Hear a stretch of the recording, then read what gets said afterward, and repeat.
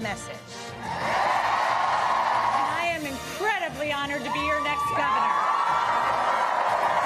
So, Donald Trump, since I know you're watching, I have 4 words for you. Turn the volume up.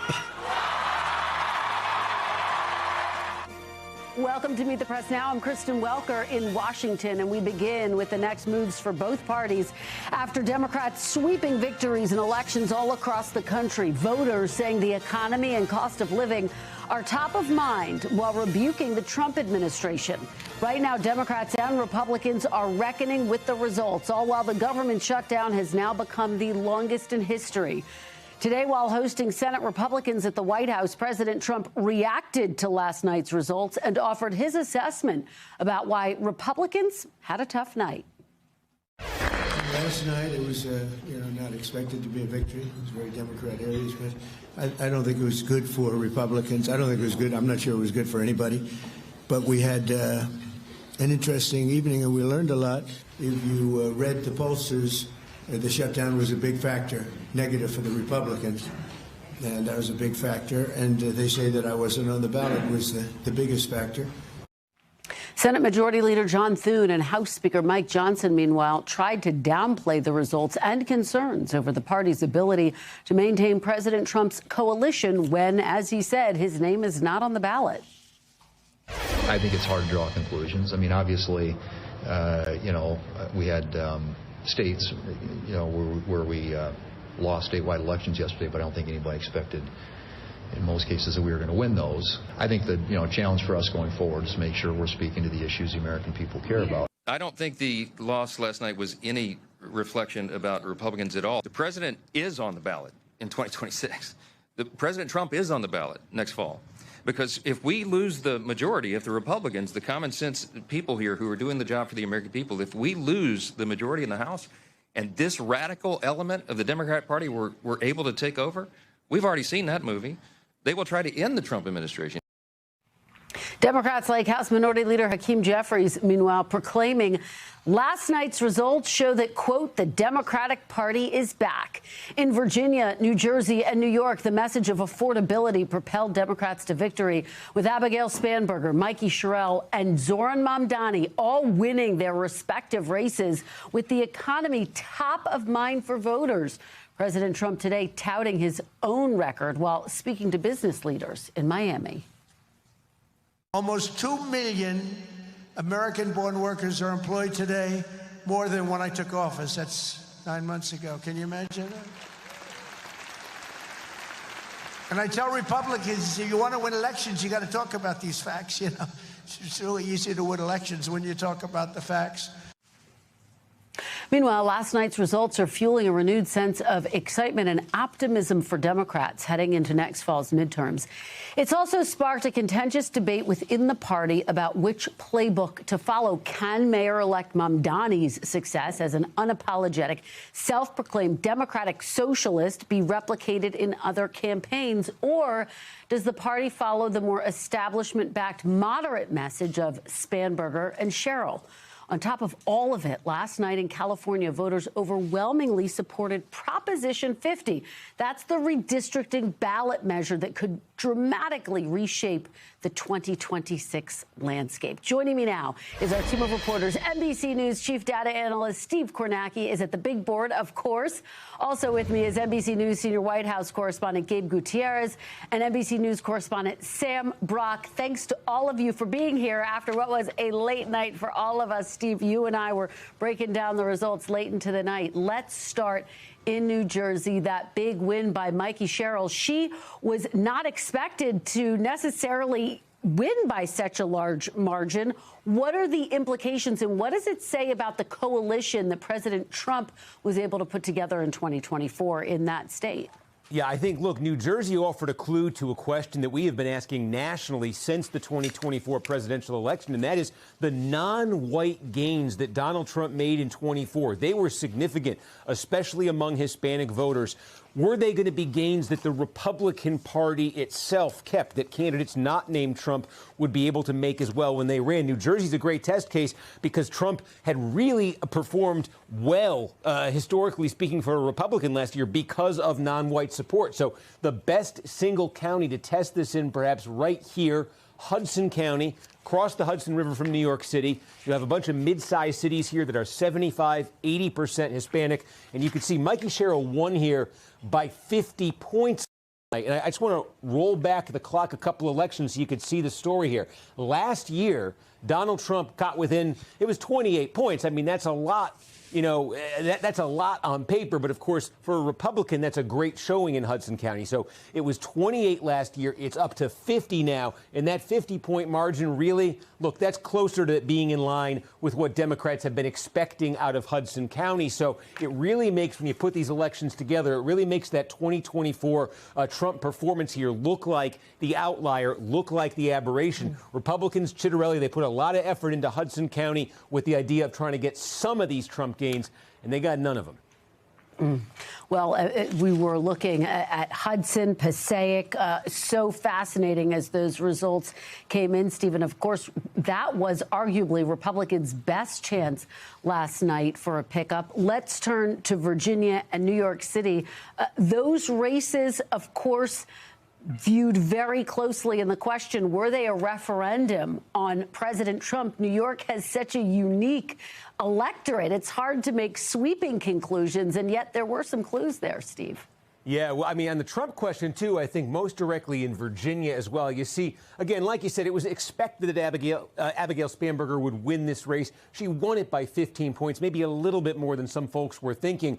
But Donald Trump's approval rating in Virginia in the exit poll sat at 39%. And Winsome Earl-Sears does a few points better than that. But look, I think the Trump approval was low in New Jersey. It was low in Virginia. It was low in California. The Republican side of that initiative were all losing convincingly there. One other element in Virginia I think is worth considering is right up here, these blue counties right outside Washington, D.C., Northern Virginia, talking about federal employees, the federal government, a big part of the economy here. The shutdown effect, was there one? I mean, look at Loudoun County, almost a 30-point win for Spanberger here. This is a Democratic county, but it was only 16 points last year. Basically, Spanberger doubled that margin. So it might have been a shutdown effect that redounded to Democrats' advantage in Virginia. And then you talk about New York City as well. We'll just call that one up. We've got to make our way up here. There it is, New York City, the Big Apple, a 9-point win for Mamdani here. I do think one thing that was interesting was there was more of a coalescing of the non-Mamdani vote around Cuomo than the polls had suggested. Sliwa had been running at 15-20%. He ends up with 7. Clearly, that vote that he lost went into Cuomo's column. Mamdani is over 50% right now, but just barely over 50%. And I think when you think about this, Kristen, overwhelmingly Democratic city. This is the Democratic nominee for mayor. Andrew Cuomo's personal negative ratings are astronomical, and Mamdani is going to get 50.4%, something like that. There's a lot of opposition to him. He enters the mayoralty really with a divided city, I would say. It certainly is. And Steve, real quick on California, obviously we were watching Prop 50. Polls showed it was projected to pass, and boy, it sure did by a big margin. Yeah, it basically almost 2-1 out there. And quick, the effect of this right now, Republicans, the way the maps are, they can afford to lose no more than 2 seats in the House next year. When they redrew Texas earlier this year, if they got everything they wanted out of that, they would gain an additional 5 out of Texas. Suddenly, they'd have more of a pad for the House next year. But this map, if it does what Democrats think it will do, would give Democrats an additional 5 out of California, would basically cancel out Texas. There are a bunch of other states now where this either is in motion or might be in motion. It may end up, when you go through, Republicans net a few more seats than Democrats, but Democrats did make a significant dent in what Republicans had done in Texas over the summer by passing that referendum yesterday. All right, Steve, breaking down all of the results for us. We'll get a little rest because the midterms effectively start today. Steve Kornacki, thank you so much for that. Yeah. We appreciate it. Gabe, let me turn to you now. Let's talk about how Trump world officials are reacting to last night's dramatic election results. There's an attempt within the Republican Party to downplay them, saying, look, these are traditionally blue states, blue cities, but President Trump was quite clear. This is not a good sign. Yeah, that's exactly right, Kristen. And look, this is a rare course correction and a rare dose of humility from President Trump. Kristen, you played that soundbite in your introduction. When can you remember the last time that the president looked at an election result and came out and said, well, we learned a lot?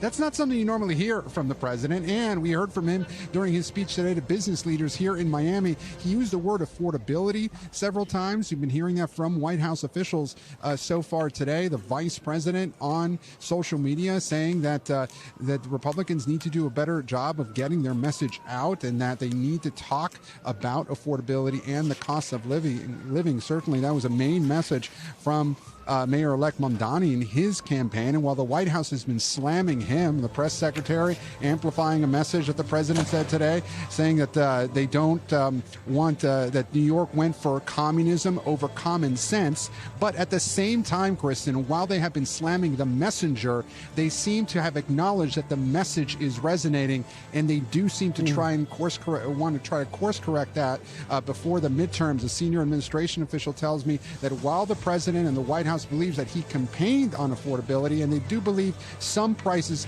have come down, there's an acknowledgement that he does feel he needs to let voters know about this and feel this, and so expect the president to talk more about that going forward, Krista. And Gabe, it's notable because President Trump, almost doing his own analysis, said he attributes some of those losses to the fact that he wasn't on the ballot. What are sources saying about that? Right.